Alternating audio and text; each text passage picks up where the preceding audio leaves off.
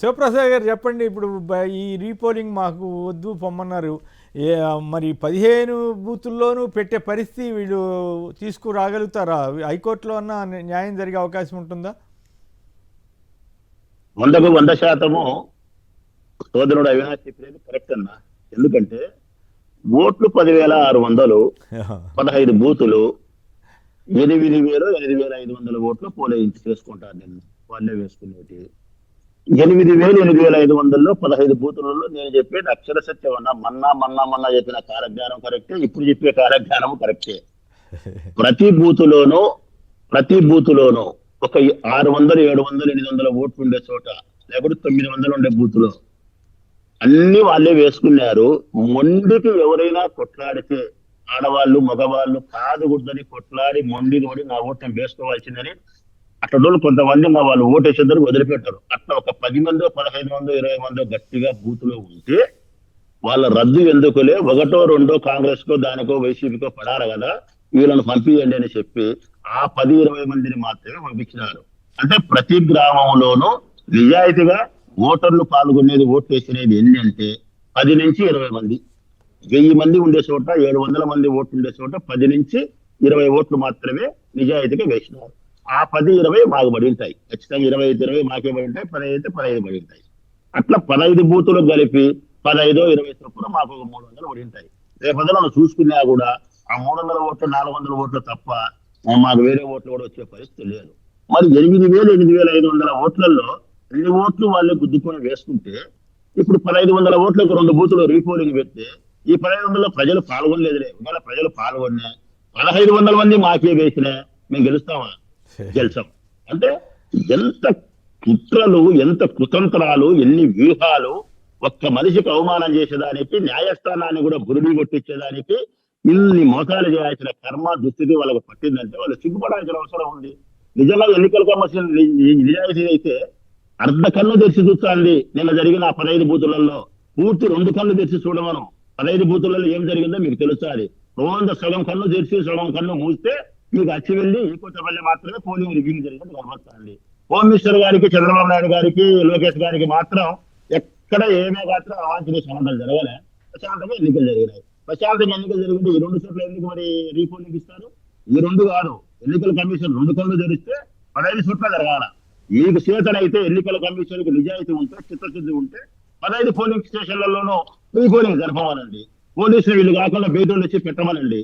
నిజంగా పోలీసు వాళ్ళు బయట నుంచి వచ్చి ఎన్నికల కమిషన్ 15 రీపోలింగ్ జరిపితే, పులివెందుల మండలంలో మేఘనే ఓడిపోతే నేను నా జీవితంలో పోటీ చేయను ఎన్నికల్లో. నేను మళ్ళా చెప్తాను. నేను పులివెందుల మండలంలో నిజాయితీగా ఎన్నికలు జరపమను. 15 పోలింగ్ స్టేషన్లలో కేంద్ర బలగాలు పెట్టమను. ప్రజలు ఓటు వేయమను. మేము ఓడిపోతే కదా నా జీవితంలో ఏ ఎన్నికలు కూడా పోటీ చేయను. నాకు జగన్మోహన్ రెడ్డి గారు పరోక్షంగా ఏ పదవి ఇచ్చినా కూడా తీసుకోను. ఇదే నా మాట మీద నిలబడి ఉంటాను. మళ్ళీ ఇప్పుడు కొత్త డ్రామాకు తెరదీసినారు.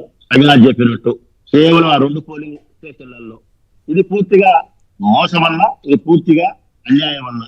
ఈ ఎలక్షనే చాలా నీతిబాహ్యమైనటువంటి ఎన్నికల కమిషన్ మీద ప్రజలకు గౌరవం పోతుంది, పోలీసుల పైన విశ్వాసం పోతుంది, రాజకీయ పార్టీలు, తెలుగుదేశం పార్టీ లాంటి రాజకీయ పార్టీల మీద అసహ్యం కలుగుతుంది. ప్రజలకు ఇంత నీచమైనటువంటి పాలనలో మనం ఉన్నామే, మన ఓటు మనం వేసుకోలేని దుస్థితిలో ఉన్నామే.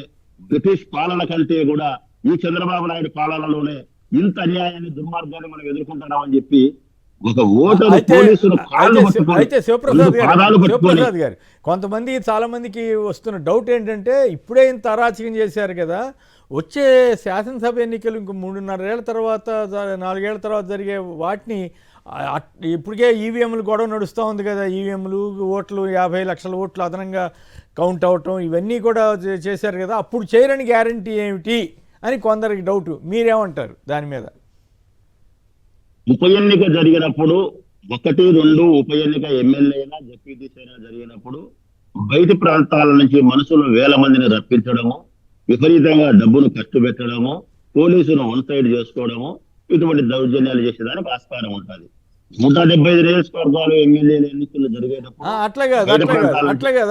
అట్లా కాదు. ఇప్పుడు దీని మీద పెద్ద గొడవ నడుస్తూ ఉంది కదా. ఈవెన్ వైసీపీ నాయకులు కూడా ఎలక్షన్ కమిషన్కి ఇచ్చొచ్చారు కదా 88 నియోజకవర్గాల్లో ఈ ఎన్నికల మోసాలు జరిగాయని. సో దీన్ని మీలాంటి వాళ్ళు ఎట్లా కౌంటర్ చేయబోతున్నారు? ఇప్పుడు పోలింగ్ నాటికి కౌంటింగ్ నాటికి ఉన్న తేడా 50 లక్షల ఓట్లని అంటున్నారు. ఈవీఎంలు ట్యాంపరింగ్ చేయొచ్చని పెద్ద పెద్ద వాళ్ళు కూడా ఇప్పుడు చెబుతున్నారు. ఈవెన్ టీడీపీకి మద్దతు ఇచ్చినటువంటి ఒక మాజీ పోలీస్ ఆఫీసర్ కూడా ఓపెన్గానే ఎస్ చేయొచ్చు అని చెబుతున్నారు. సో దీన్ని మీరేమో బ్యాలెట్ పత్రాలు అడుగుతున్నారు, కానీ ఆ పరిస్థితి వస్తుందా? అదేనమ్మా నేను చెప్పబోయేది అది. డాక్టర్లు చెప్పాలంటే కనుక ఉప ఎన్నికలు జరిగితే పోలీసును అడ్డపెట్టుకొని రిగ్గింగ్, 175 నియోజకవర్గాలకు ఎన్నికలు జరిగితే ఈవీఎం మిషన్ల ద్వారా చీటింగ్, ఇట్లయితే రిగ్గింగ్, అట్లయితే చీటింగ్. ఏది ఏమైనా మీ పని కులం చెడినా సుఖం దక్కుతుంది మీకు. ఇదే జరగబోయేది. ఆ 88 మీరు చెప్పిన నియోజకవర్గాల లిస్టు నా దగ్గర ఉంది. ఆ 88 నియోజకవర్గాలకు సంబంధించిన నా ప్రొద్దుటూరు నియోజకవర్గం కూడా ఉంది. మా కడప జిల్లాలో 5 నియోజకవర్గాలు ఉన్నాయి. బద్వేలి పులిందలు మినహాయిస్తే మిగతా 5 నియోజకవర్గాలు 88లో ఉన్నాయి. ఈవీఎం మిషన్ల ద్వారా మోసం చేసినారు, చీటింగ్ చేసినారు, 28 చోట్ల వాళ్ళు గెలిచినారు అనేది 100కు కోటి సార్లు నిజమన్నా. దేశంలో ఉండే మేధావులు చెప్పినారు, అందరూ చెప్తున్నారు, అన్ని ఆధారాలు ఉన్నాయి. ఈ రోజు కాంగ్రెస్ పార్టీ వాళ్ళు మాట్లాడుతున్నారు. మా దగ్గర కూడా మేము కూడా సమాచారాలు తీసుకున్నాం. చిన్న ఎగ్జాంపుల్ చెప్పి వదిలేస్తారు దీని మీద. ఒక ప్రొద్దుటూరు నియోజకవర్గం 1952లో ప్రారంభమైంది. 1952లో ఈ కాన్స్టిట్యున్సీ 45,000 ఓట్లతో ప్రారంభమైంది. 17 ఎన్నికలు జరిగినాయి. 17 ఎన్నికలు. ఈ 52లో ప్రారంభమైనటువంటి శాసనసభ ఎన్నికల్లో ప్రతి ఎన్నికలు ఎన్ని ఓట్లు ఉండేది, ఎన్ని పోలేది నా దగ్గర లిస్ట్ ఉంది.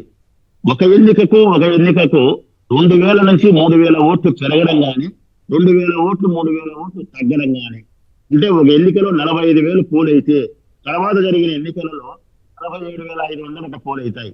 తర్వాత జరిగే ఎన్నికలలో 46,000 జరుగుతాయి. ఇట్లా 2-3 వేల వ్యత్యాసంతో మాత్రమే అన్ని ఎన్నికలు జరిగినాయి. ఎక్కడైనా కూడా ఒక్క ప్రొద్దుటూరు నియోజకవర్గం కాకుండా మిగతా చోట కూడా ఇట్లా జరిగినాయి. నాకు తెలిసినంత వరకు ప్రొద్దుటూరు వరకు అయితే 1952లో ప్రారంభమై 17 ఎన్నికలలో ఇట్లే జరిగితే 2014లో నేను పోటీ చేసిన మొదటిసారి ఎమ్మెల్యే. అప్పుడు 1,83,000 జరిగినాయి పోలింగ్. 1,83,000. 2019లో నేను పోటీ చేసిన 1,61,000 పోలింగ్ జరిగింది. 2,000 తగ్గినాయి. మళ్ళీ 2024లో నేను పోటీ చేసిన. ఇప్పుడు ఈవీఎం విషయంలో ప్రతాపం చూపించినాయి, చీటింగ్. ఈ ప్రతాపంలో చంద్రబాబు నాయుడు, లోకేష్ యొక్క కుట్ర పనిచేసింది కాబట్టి 1,81,020 పోలైనటువంటి 2019లో పోలైతే 2024 నాటికి వచ్చేసరికి 2,01,000 పోలేనాయి. 21,000 ఎక్కువ పోలేనాయి. ఒక ఎలక్షన్కు 20,000 నుంచి 25,000 ఓట్లు అధికంగా పోలు కావడం అంటే గన ఈ రాష్ట్ర దేశ చరిత్రలోనే ఎక్కడా జరిగి ఉండదు. ఈ 88 నియోజకవర్గాల్లో మాత్రమే అట్లా జరుగుతాయి. ఈ 88 నియోజకవర్గాలు ఏంటంటే రాయలసీమ, ప్రకాశము, నెల్లూరు. ఈ ప్రాంతంలో ఎక్కడైతే జగన్మోహన్ రెడ్డి గారికి తీవ్రమైనటువంటి ప్రజాబలం ఉందని వాళ్ళు నమ్ముతున్నారో ఆ ప్రాంతంలో 88 ప్లేసులు వాళ్ళు సెలెక్ట్ చేసుకొని 25,000 నుంచి 30,000 ఓట్లను వాళ్ళు చీటింగ్ చేసే ప్రయత్నం చేసి సఫలీకృతమైనారు. ఈవీఎం మిషన్ల ద్వారానే వాళ్ళు గెలవగలిగినారు. 16 ఫారం కానీ, 17 ఫారం కానీ, 20 ఫారం అప్లోడ్ చేసినది 109 రోజులు కానీ, పీవీ ప్లాంట్ తర్వాత స్లిప్పులు కాల్ చేసినది కానీ, సుప్రీంకోర్టు దానికి కూడా సరైన సమాధానం చెప్పకపోవడం కానీ, ప్రజల అనుమానాలు నివృత్తి చేసే విషయంలో వాళ్ళు పట్టించుకోకపోవడం కానీ, అన్ని కలిపి వెరసి నాది ఈవీఎం చీటింగ్, ఇటువంటి ఉప ఎన్నికలు అయితే రిగ్గింగ్. మళ్ళా కూడా ఈవీఎం మిషన్లు చేస్తాయా చేయాలంటే 100% ఈవీఎం మిషన్ల ద్వారా అయితే కదా మోసం జరుగుతుంది. బ్యాలెట్ పేపర్ ద్వారా అయితే మేలు జరుగుతుంది. రైట్, ఓకే అండి, చాలా ఇంట్రెస్టింగ్ విషయాలు చెప్పారు. ప్రత్యేకించి ప్రొద్దుటూరుకు సంబంధించి మీరు చెప్పిన వివరాలు చాలా ఆసక్తికరంగా ఉన్నాయి. మరి భవిష్యత్తులో ఎలక్షన్ కమిషన్ ఇటువంటి అవకతవకలు లేకుండా ఏమైనా చర్య తీసుకోగలుగుతుందా లేదా, ప్రజాస్వామ్యానికి ఈ అరాచకాలతోటే పాతరేస్తారా అన్నది చూడాలి. ఒక చిన్న టుమ్రీ ఎన్నికే ఇంత గందరగోళం జరిగిందంటే ఇక అసలు మరి ఏం చేయాలి, ఈ ప్రజాస్వామ్యవాదులంతా కూడా ఆందోళన చెందాల్సిన అంశం.